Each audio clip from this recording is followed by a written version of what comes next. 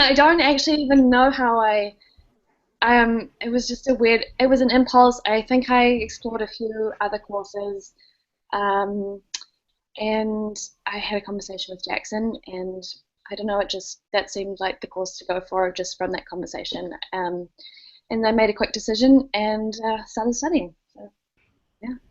Cool, cool. Well, it's great to have all three of you with us.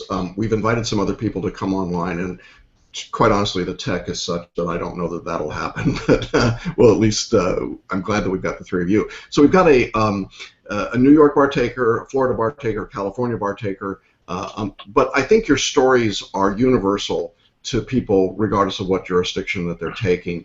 Let me just open it up to the three of you with a first question, which is, what was the biggest hurdle that you faced at the point that you actually began your studies for the bar? What was the thing that probably was the most intimidating for you?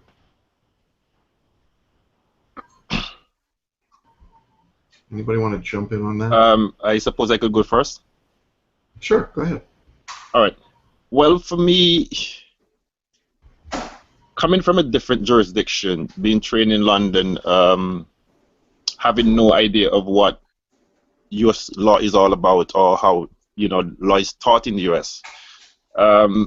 Just the idea of grappling with the differences between what happens in England and what happens in the United States or in New York, I should say, was perhaps the most intimidated, and not knowing what to expect. Because when I registered, here comes the big box of books, more or less, and 3 months to consume all this material. That was very challenging. So the process can be very intimidating for a foreign trained attorney, but I suppose, as Mr. Jackson has consistently said, listen, just trust your lecturer, trust the person who you chose to work with, and the minute I learned to do that, then things became a bit more comfortable. Okay, great. Rachel, as a foreign trained attorney, did you have the same sense of just the amount of material that you had to cover and the fact that it was different material? Yeah, I mean, it's not something that it's daunting. It's a daunting prospect to receive a big box of material. It's daunting because it deals with topics that you just have never studied. Constitutional law, federal civil procedure. Those just without even receiving the books and knowing that you're going to go into them is it's a daunting prospect. So. I guess, but I think for me the thing that I guess, was time management. I guess that was having to get back into study again was the biggest initial obstacle for me, is making time for that. So, yeah. Okay. Yeah, and I know you had the particular challenge. You studied actually in New Zealand for a large part of the study time, right? Did, yeah. Mm-hmm. Yeah, and my recollection is that we talked about just the fact that you were going to be in wildly different time zone and traveling and all the other things that went with it. And so, how did you keep yourself disciplined through that process? A strong will, I guess. I mean, I guess for me, I kept discipline because. And I was back in New Zealand. I was visiting family. I think I really was adamant that I was only going to take the bar exam once, and that I would rather put in the time one time than do it again. And that, I think, that kept me going. Like, there's just the prospect of not passing the first time made me keep going. So that's how I kept my. Yeah. Cool. Bob, for you, what was the biggest challenge that you faced? Well, I'm not sure that it's any different from those who have spoken already. The interesting thing for me, and just to bear in mind for those others who are listening, I was, after all, a domestically trained attorney. Right. And I had been, I guess, what would be called a very successful student at Columbia, and thought that it would be relatively easy. Still there? Yes. Can you hear me? Mm-hmm. Good. Okay. Yep, go ahead. I thought it would be a relatively easy task to undertake the review. of course, then I got the box, as the others did, of the printed books, and I took a look at it and said, oh, what have I done?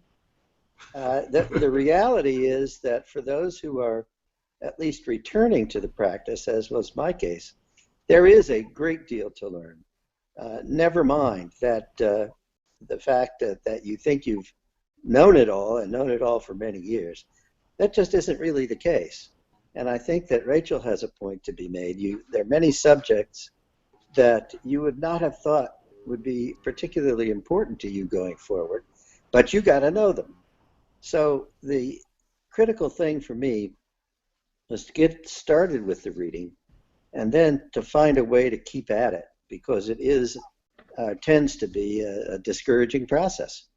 But there's a lot to learn, and you've got to be willing to learn it. Yeah. Okay. Cool.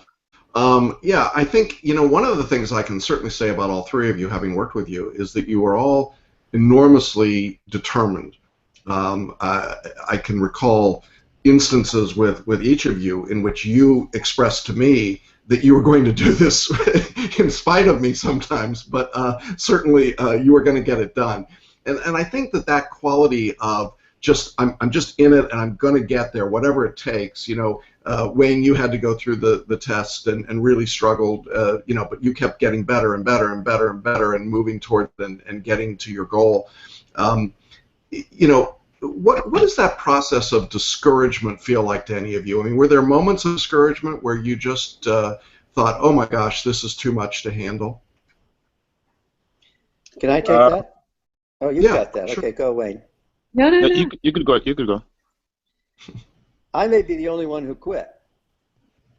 And I have a very strong feeling that had I not been challenged by Jackson and been supported as much as I was by my lovely wife, I might well have just done that. Was I motivated enough to finish? It became uncertain about halfway through. I began to question whether it was worth it. And then Jackson said words to the effect of, if you're too dumb, I guess you can't make it.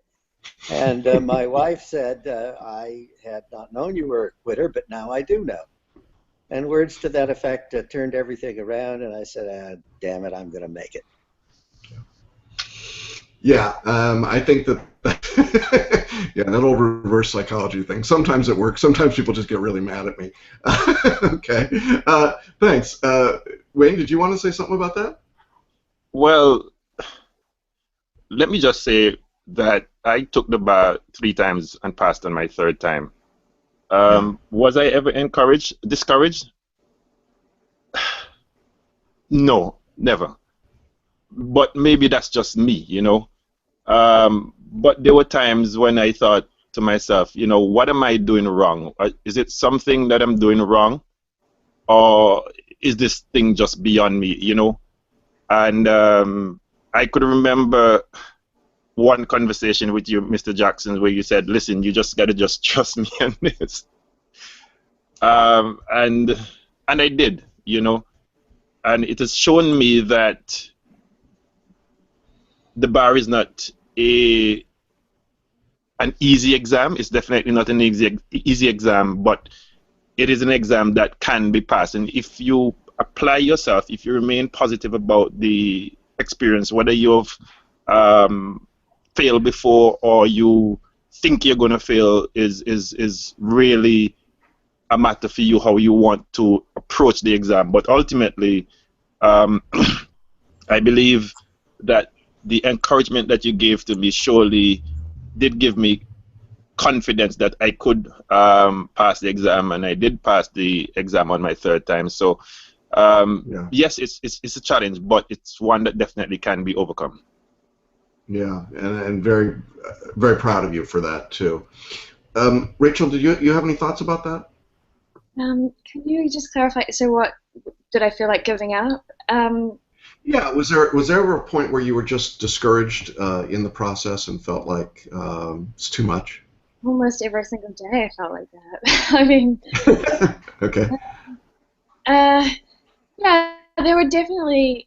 I mean, I mean, it was sort of a roller coaster, I think. I mean, sometimes you think that you're doing really well. I mean, that's the thing, I guess, is you go on this ride, and sometimes you're doing really well, and sometimes you're not doing well. And I think that can be discouraging, and you just have to, realize that the next day or the next moment is going to be a different. You're going to feel differently about it. You're going to have a different experience. I think that's what keeps you going. As long as you can keep the momentum, you're going to have enough highs to get you through the lows that you experience. Yeah, yeah, that's good. Yeah. Jackson, if Okay. I may, Yeah, yeah, please. I I feel it's critically important that you have something in the nature of a support network. And while yes, you can rely to some degree on Jackson doing his thing and pushing you as you need to be, I felt very much that the support of family was critical to my following through. After all, in some measure, I was denying them the time that they would have with me and that I would have to myself, but mostly their support, their encouragement, their refusal to give up on me, I think mattered. And I don't know, I would love to know from the others whether they felt that they had friends or family that were critical to support them when they became discouraged. Yeah, I mean, was that Definitely, was that definitely. There were people that really stood by me. Just about every member of my family, every person who knew that I was doing the bad, they were very supportive. And at all times, I felt an obligation to do them proud. So Mhm. more than anything else, the people who surround you, who are close to you, they are the ones who really help you through. It's critical. It's absolutely critical that you have that support network. So I totally agree. I couldn't say anything less. Good? I think the idea of having a support network is a big deal, and certainly when you're studying alone, when you're in a home study environment, that can be part of it. And so family, friends, colleagues, people that can help you. Did any of you have the distractions of people trying to tell you what to do about the bar or about your study, where it was to the point where it became a distraction or a problem for you? Was that an issue for any of you? No, but I think by that token you have to be really selective about who you surround yourself with. I think that there's a lot of I mean and I don't mean just negatively as well. I just mean I think um people who are not versed in it have different ideas about what it is, and so you want to have your support network understand what you're undertaking, as well as, because I think you can tell a lot of people, and people will be like, well, you're fine, of course you're going to pass. Those kind of things are just as harmful, I think, as getting down on yourself. I think you have to be undertaking it with a support network that really is aware of, the stakes, and what it what's involved in it as well, and isn't dismissive of actually the undertaking that you're going through. Yeah, yeah, yeah. I think the people that tell you, "Oh, it's no big deal, you can pass," when you recognize that in California, I think the pass rate was 39%. In New York, it was all the way up to 43 or 44%.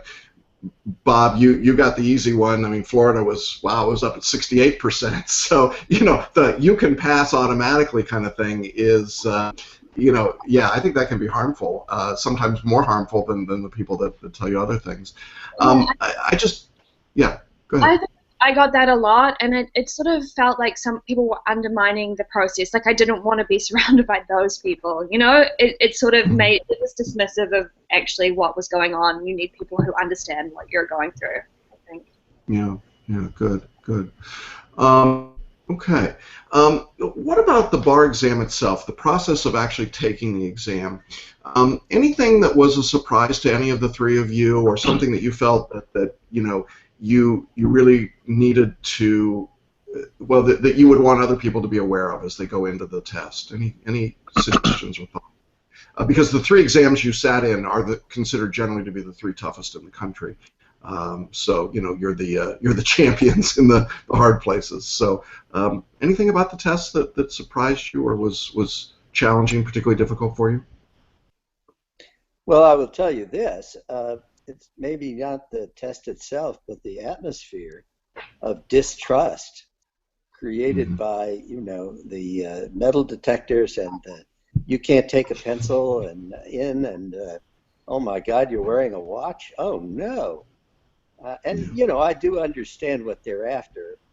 It does seem to be overplayed. I mean, if these folks who are taking the exam can't be trusted enough to wear a wristwatch, notwithstanding the Apple Watch of today, then there's something wrong. So you do have to be ready for that sense of distrust, which is Yeah. conveyed by the bar associations prior to and during your taking of the exam.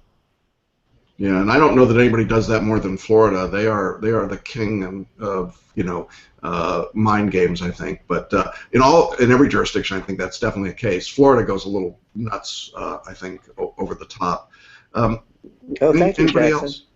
Yeah. Anything that happened for you, Rachel or Wayne, on the test that was particularly challenging or surprising?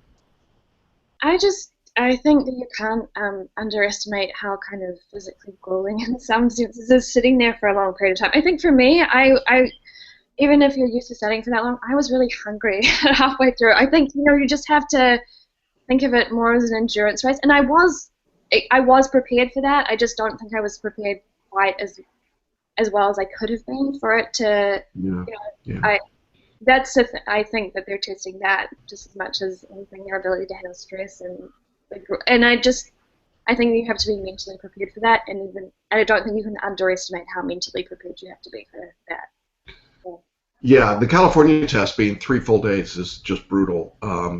Texas is 2.5. Most of the exams are 2 days, but 3 days is really, really a long time. And it's long days. I mean, no matter what exam you're in, that 6 hour day turns out to be about a 10 hour day with everything that's built in. So yeah. that can be a lot to deal with. Good, good, good. Wayne, anything about the New York exam that surprised you? Definitely. I think what was not only a surprise but a shock to me was the number of people taking the bar exam. Yes. You, you know, I mean, I'm from an island where there's only 90,000 people, and you walk into this exam facility, and in my mind, there's about probably well over 2,000, 3,000 people there, and you begin to wonder what is carrying on, and the time that it takes you to get through the security lines, it's like going to carnival and having to stand. In all the worst ways. Okay. Yeah. it, Some it I carnival. get that. yeah, it's Yeah. it's it's it's not a nice feel, and then obviously the duration of the test, it's a full day of work basically, except that there's no relaxation during that time. It's tough on you, not only physically Yeah. but mentally. Yeah. Yeah. But I I think, want to talk Jackson, about that. you Yeah, go made ahead. the point. You made the point during the course of being prepared mentally and physically to take the exam. And I think that, as long as people follow that course, including, pulling away for a while and getting a break in your studies so that you can retain balance, it was critical when exam time came. Yeah, I think that balance is a big deal, and I recall, that there were a few moments, really with almost with every student, but I remember, Bob, a couple of moments where I just told you go out and take a walk, take a break, Yes, get right. away from it for a little while, just to give yourself a fighting chance because it is so challenging. I was looking, I got some questions from people in anticipation of this, and one of the questions that came was this question of what do you do when you're at the exam and you get this feeling that the writer said of dread, just kind of that overwhelming sense of, oh my gosh, it's so much going on here. There's so much happening. Did any of the three of you have that feeling? And if so, how did you deal with it?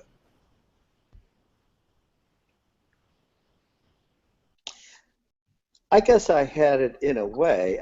You open that exam book and you see how many pages it is, and you begin to think, I got to fight my way through this. I think the answer turned out to be you got to plunge and plunge fast. Get into that first question right away and get your mind off. This is the only question. It's not. Get through that first question as quickly as you can and get on to the next, and then it becomes more routine. Good, good, good. Anybody else have any of that sense of dread, or I would love to think that you all went in so confident that it wasn't going to happen. But I do know that it can feel overwhelming at times, or moments in the. Were there moments, for example, in writing the essays, in which you felt, wow, I really don't know the law that they're asking me about here, didn't really have it locked in? And if so, what did you do? Because you obviously were able to overcome that if it happens. So how did you do that? It's a question I get asked a lot. Well, Rachel? Okay, good. Wait. Yeah. let me just say again, I did the exam 3 times before I passed. The first time, I honestly believe that I just simply was just not prepared. I was not prepared. The second time, I came to the exam thinking, okay, I've seen that I was not prepared, and if I work on the weak points, as Mr. Jackson suggested I work on, I would have been okay, But going into the exam, I think I made an error in not practicing enough before the exam, because there's an art to me that I've learned in writing the exam. It's not like a typical exam. You go in there and you regurgitate information. It requires a certain level of practice. And the third time around, what I found was that because I had practiced on the exam conditions so many times, that the anxiety that I would have felt the first 2 times, it wasn't there. I guess I could say I got lucky in the third time, in that most of the questions and the way in which I hoped or wished the questions would come, they came in that way. So I felt a bit comfortable starting off the exam. But just to say though, I think going into the exam, what worked for me was to maintain my composure, take a deep breath, think about what you're doing, what you're there for. It's like going into a boxing match or something of that sort. You're very focused about the exam. You look at the paper, take a quick glance through every section, and choose the question that you think you can do best at, and do that one first within the time conditions that you've practiced for. Because going in there having not practiced, I think, is really calling disaster upon yourself. Yeah. Okay, great. I appreciate that. Rachel, you have any thoughts about that? I guess for me, I think you can get caught. I mean, I think it's a trap and a danger to get caught up in worrying that you don't know it. I think you just have to keep going. I mean, I think, especially in California, anywhere, I can only speak from California experience, but I think you just don't have time to. If you keep going, if you keep writing, then you can always come back to a bit if you forget it. But the point is to just keep the momentum going. For me anyway, I think if you can give yourself this, permission to move on, you can come back if you remember it. Otherwise, I guess I put down things that I thought were the law. I mean, and then move on from that as well, and not dwell on whether I thought I got it right or not. I just don't think there's any point dwelling. I think it's a bit destructive to do that. So. Yeah, I think one of the things I would simply ask all three of you is, although I'm pretty sure I know the answer, did you know all of the law that was going to be on the exam? I mean, because I hear this from potential students all the time. I've got to know everything that's going to be on the exam in order to pass. I mean, was that your experience, that you had to know everything? Did you know everything? Of course. No. Of course. Okay. Well, okay. Yeah. Easy enough. All right. Good. Well, I wonder, because I think sometimes what happens is that people put themselves in this box of expecting too much, on the exam, expecting too much of themselves on the exam, and that adds to the pressure that they feel. Did you have a sense of that as you were, I mean, just even looking at other bar takers during the test, did you get a feeling that some people were putting themselves in that situation? I mean, I think Yes, everybody, no? I mean, everyone went to law school there usually. I mean, everybody's got that inclination probably in the first instance, and you see it heightened on the bar exam. It's this personality type. If you're a type A or if you're a high achiever and you're sitting the bar exam in the first place, I think that you do put that pressure on yourself. But I also think you have to give yourself permission to to know what you know and trust what you know and go with that. Right, right. Okay. I think that makes an awful lot of sense. And just trusting yourself is a big, big part of this process. What advice would you all have for people who are just now, and we're about 65 days or so from next bar exam, which I know thrills all of you that you're not taking it. But what advice would you have for people that are just now getting underway and getting started? Anything that would that you would think they should know at this stage? Yes, schedule. Schedule, Okay. schedule, schedule. Block out Mm-hmm. the time. When you block it out, really mean it. The intervention of what's going on around you, at least in my case, was pretty heavy. And I had to set a schedule and stick to it, or I could never have made it through. So that initial planning, trying to plot out, I don't know, how much time have I got? How much time can I afford to spend? Following, Jackson, your suggestions, which in large measure, in many cases, in my case anyway, I found that there was not enough time allotted to do all that I was supposed to do. But I stuck to the schedule. And sticking to that schedule meant that I got the most I could get out of the time I had. Yeah, and scheduling obviously is a big deal. You know, with I know that all three of you spent a long time studying in terms of, intense studying during that period of time, pretty continual studying. What would you say, about how many hours a week would you say you were studying at this stage, a couple months before the exam? Do you have a recollection of that? Wayne, you're laughing. Tell us what you were doing. I pretty much lived in my books, sometimes against your advice, but Yeah. Most of the time. excuse me? Most of the time against my advice, but that's okay. But my advice to anybody would be to trust yourself. Trust yourself. Trust the person that you chose to guide you.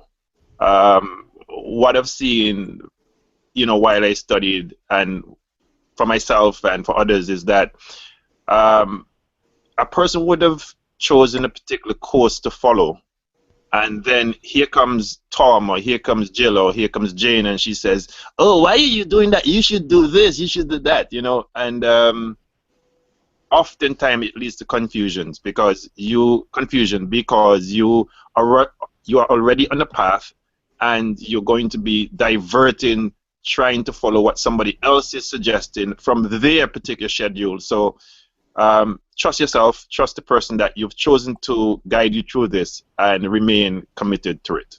That's my suggestion. Yeah. Okay, good. Rachel, how many hours would you say you were studying on a weekly basis a couple months before the exam? Do you remember? I think I was probably realistically. So where are we looking at December? I think this is about the time they started to ramp it up, but probably at this point I was doing maybe 15, 20 hours a week, realistically. Yeah, that's my recollection from you. And I recall even at one point telling you to back it down a little bit. Do you remember Yeah. that I was concerned that you were actually pushing it too hard? What did you think when I asked you to scale it back a little? Do you Um, remember? yeah, of course. I thought you were mad and that I should, do what I need to do. And, um, I, so, but I think, I mean, I guess I did scale it back, and then towards the end I was studying more. I mean, I was, like I Yeah. took the Yeah. time to really, I put more in than 20 hours a week for sure.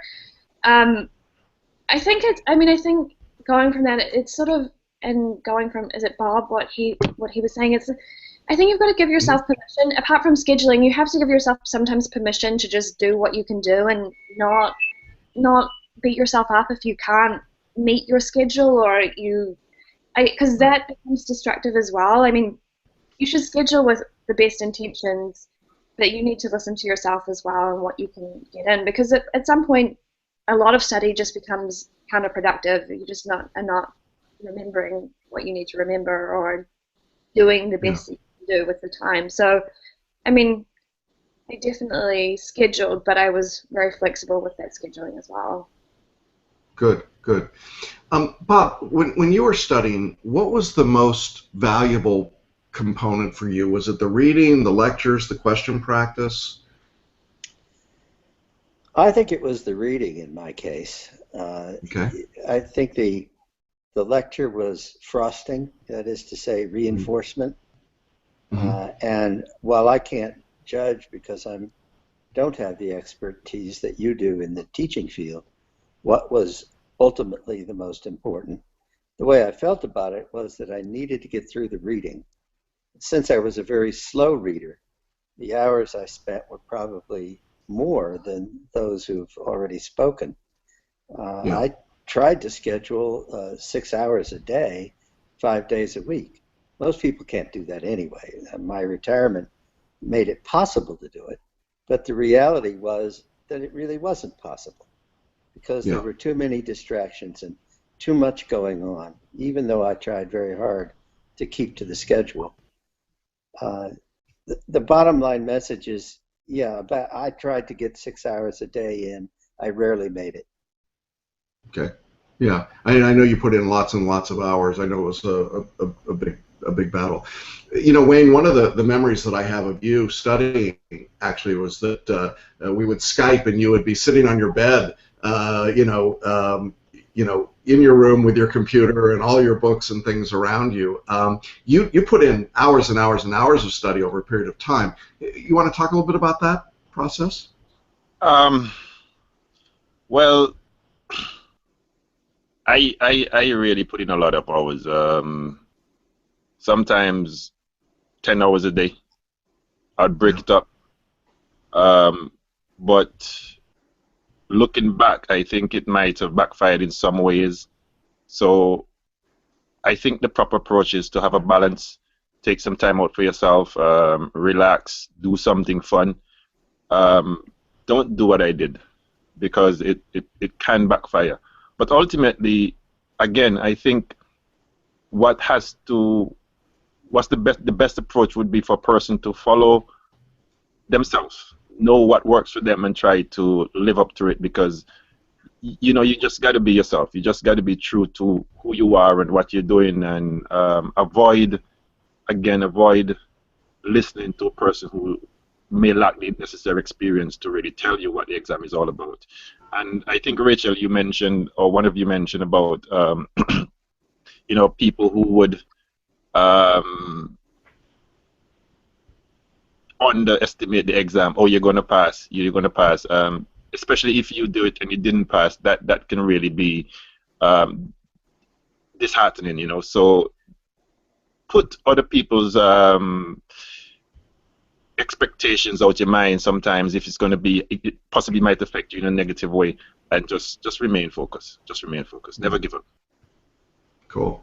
Well, I want to wrap up really with just one final question, and I'm so appreciative of all three of you being with me today. But I want to talk about what you remember about the moment when you found out you passed the bar exam, what that felt like, what your reaction was, how that was. Yeah, Wayne, go ahead and start with you. Um, What do you remember about that? well, I remember everything. Mm-hmm. First of all, I was sleeping, and I remember dreaming that a friend of mine had said to me, "Listen, you passed the exam. Please wake up and check your results." And I woke up, And like customer, my phone is beside me. All my email comes through my phone. So I took up my phone, opened my emails, and there was an email from the exam board, and I could not see the contents of the email clearly. So I had to get to my computer, and between the time of getting from my phone to my computer, I think 3,000 years might have passed. At least. Then seeing the results that I passed, congratulations, you passed. You know, there's so many emotions that you go through. It's not something you can really describe. You have to experience it to believe it. It's one of those things. It's one of those things. Honestly, it's really made the journey worthwhile. I actually have a very distinct memory, Wayne, of the first time I spoke with you. I was actually on a streetcar in New Orleans when you called to talk to me, and I remember you saying to me, "I'm going to do whatever it takes. I know it's a big, long road for me as a foreign attorney, and I've got a lot of challenges, but I am going to pass this exam." And I remember I was on my way to, well, I don't know, probably to either drink or go to a parade because I was in New Orleans, and thinking, wow, this guy is really focused. He's really this is gonna be some cool thing when it happens. So it was very exciting for me when I learned that you had passed. So yeah, a memorable moment. Bob, what was it like for you when you got your results? My reaction was, oh, thank God, and I'm never doing this again. And I said to my wife, you know, the talk about moving to California, not going to happen. Okay. You know, take it. Yeah. Well, there you go. Rachel, yeah, take the bar, right? Come on. I'll send my stuff to Rachel. Yeah, there you go. I'll send you my material. You send me yours. Yeah, there you go. Rachel, what was it like for you when you got your results? I had started drinking earlier in the day, not that much earlier. I got home from something, and I was I think I was pretty tentative. You know, I had a lot, like I said, I had a lot of people who were, particularly people in New Zealand who were like, of course you won't fail this, like, of course you're going to pass. So I think that for me was a really negative, horrible weight to have to carry around for the whole time. I really hated that. And I think for me, like, part of it, I mean, I would have been disappointed if I'd failed. But I think part of it, like, I felt, and I think people close to me felt like the hardest thing for me would be if I failed, having to tell those people, you know, or I would be embarrassed about it. So You bet. Yeah, that's a thing. It's a real blow. It feels like a blow to your ego, and I don't think it wasn't my personal expectation. It was what other people thought about me, that was going to be my biggest issue, which is so silly, and that's why I suggest not surrounding yourself with people who, you know, think it's going to be a cakewalk. But so I think I'd had like maybe half a drink. I'd sort of been kind of, I tried to fill in as much time as possible because I knew obviously in California the results come out at a certain time. So I knew that I couldn't really do anything until that time. Then I entered my information, and I had a similar experience as Wayne. I guess I didn't really see the screen for it. Like, like you have to look at it a couple of times and you're like, oh, this name appears on the pass list. And then I checked it several times just to make sure that it really did appear on the pass list. And then, I don't know, after that I just felt, I mean, I didn't really do anything to celebrate. I just felt like a big relief. Like I just, you know, felt like a weight had been lifted off. And yeah, it was great. Yeah, what a great thing.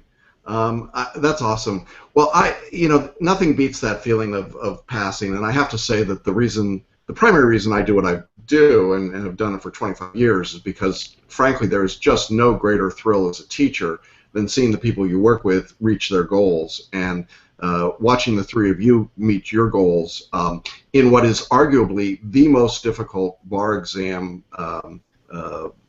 environment I think that I've had in 25 years. I mean, the test is brutally tough. In California, Rachel, I don't know if you know this, but foreign trained attorneys had a pass rate on California of 15%. Oh my So, God. I know that. I knew that going yeah. in. Crazy. It's crazy. New York is not much better, much higher. In Florida, we don't even let foreign attorneys take the exam, but we do let New Yorkers like Bob come in. Crazy, crazy statistics and very difficult. It is so rewarding to see the cool things that happen. And I know the three of you will make an impact in your perspective or respective markets. I am very, very grateful to you for sharing your insights and thoughts. I know that this will inspire some other people and encourage other people. I just want to say that I appreciate that all three of you put your confidence in us and in me personally.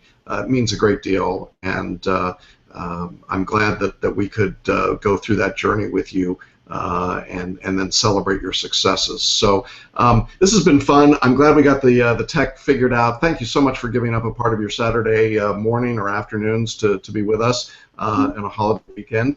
And yeah, just great fun and great to see all of you again. And thanks so much, and thank you all for watching. And we're going to sign off now, and if you guys want to hang for a minute afterwards, we'll be offline. But again, thanks everybody for watching, and appreciate so much you being with us.